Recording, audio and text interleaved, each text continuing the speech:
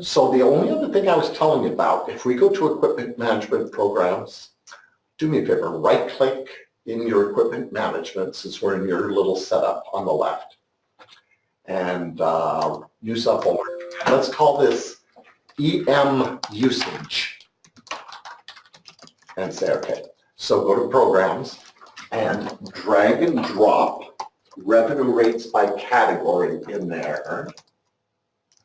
Then drag and drop revenue rates by that. And then usage posting, let's drag that in there and go in there. So this is the order you do it. So go to categories. This is what I was saying a little bit before.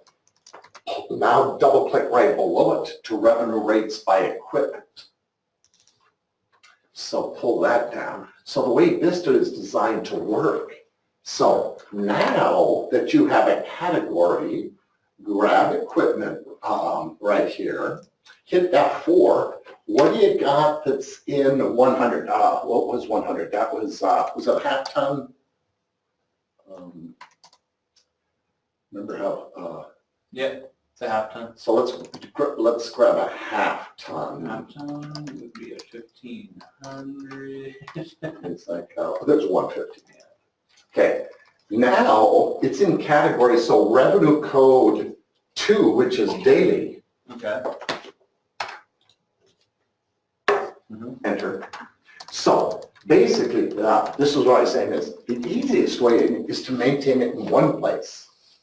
But if there was something special about it, one specific, I can override the 125 and say, this one I want 140 or 120, more or less. So this was that second tier I was telling you about this morning, that if I have to set it up on the category first, and if necessary, it'll pull whatever category that's on from there, and then it will go ahead and do that.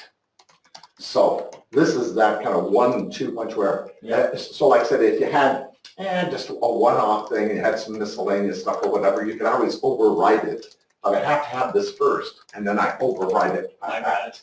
It's kind of, there's a hierarchy involved with that. So in this situation, it makes sense to group them logically at the category, but I could override by a specific piece of equipment that's in that category. There's something special about this one. Gotcha. And I'm going to override that. So that gives us the flexibility of, like I said, sometimes people are like, I got a lot of one-off stuff. I have to have a category for everything. Yeah, you could try to create a miscellaneous category, put a 0 rate on it, and then override it by all of those little miscellaneous equipments and say, no, charge this, charge this, charge this, but that's just FYI. So, okay.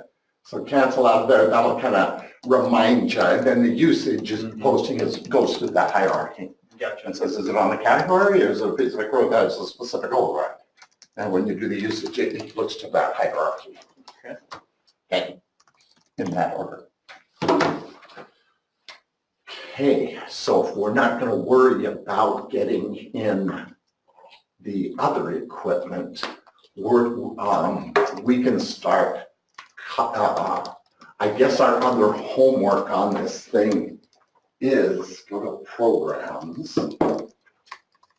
To finish, let's right click, new sub. Let's call this EM cost. This is the kind of equipment cost tracking setup that we have to finish. So EM cost, that's fine, let's do that. Go to programs, EM cost types and cost codes, let's drag in there. And then EM departments, let's drag that in. So go into EM costs. So basically, let's go look at our cost types.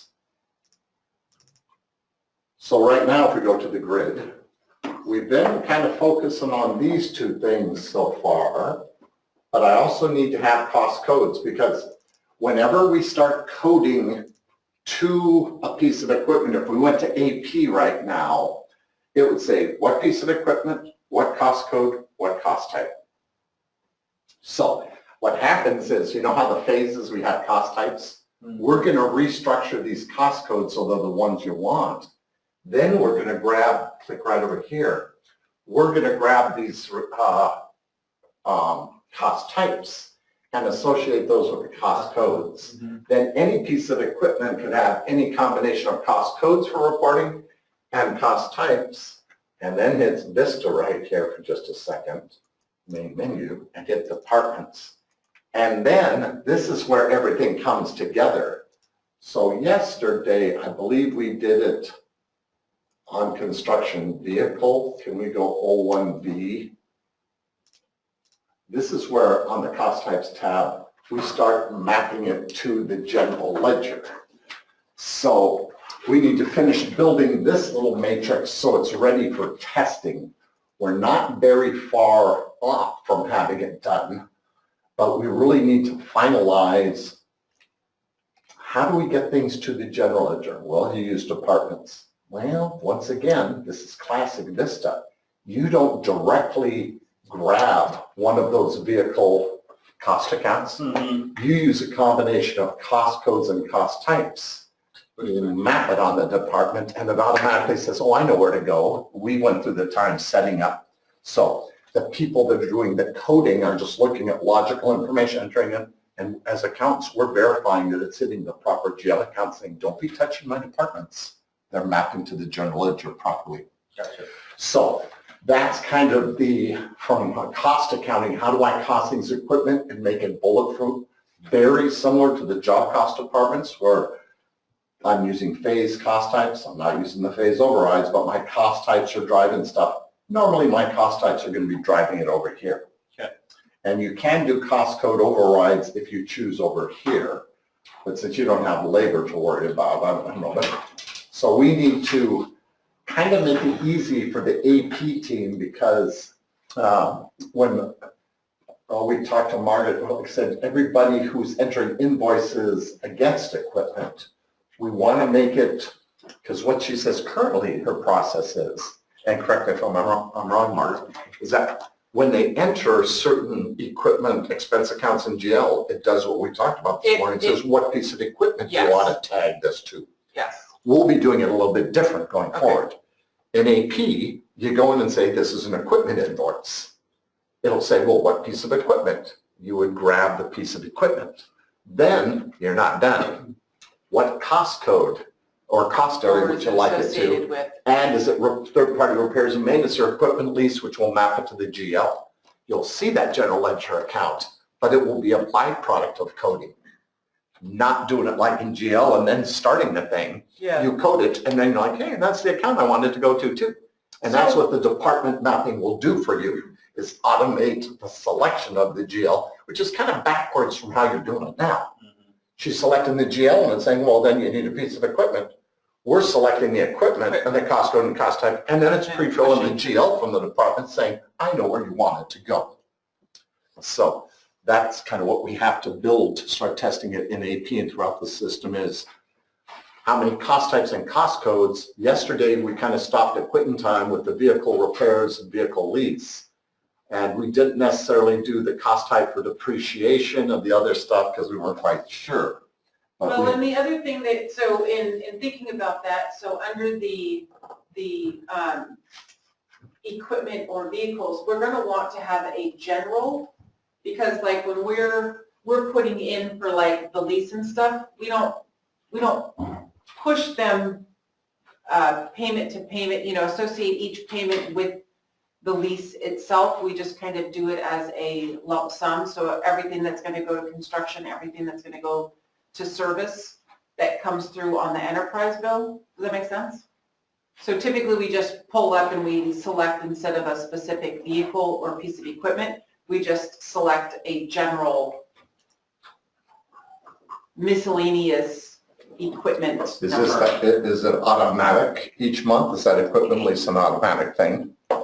The equipment lease would be, yes. And is the it that maintenance charges wouldn't.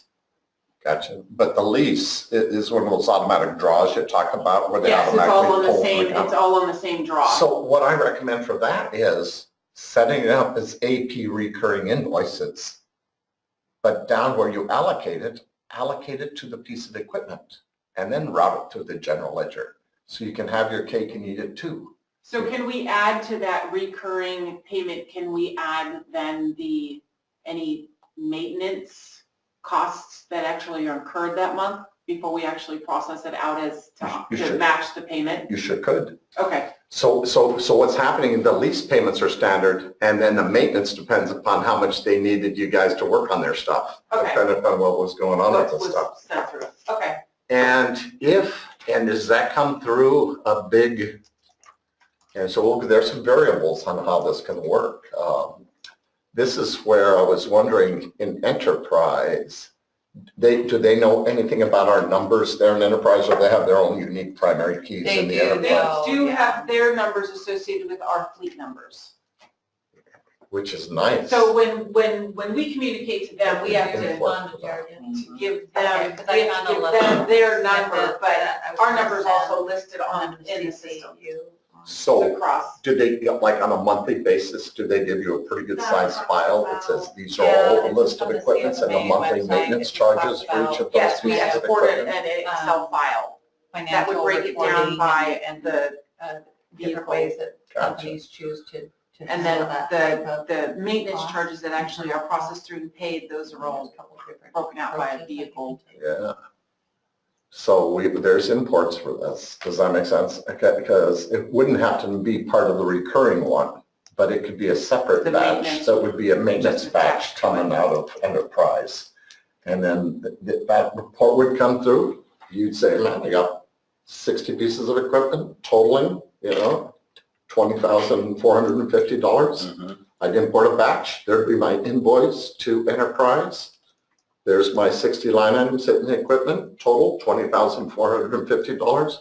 Post that batch.